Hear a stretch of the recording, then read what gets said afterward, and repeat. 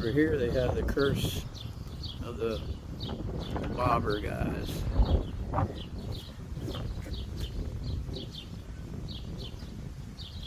And they say when they go down the street here, they can hear the whistle still blowing, guys. And they have an escape room here. Fridays and Sundays, through Sundays. They had like eating there and some drinks.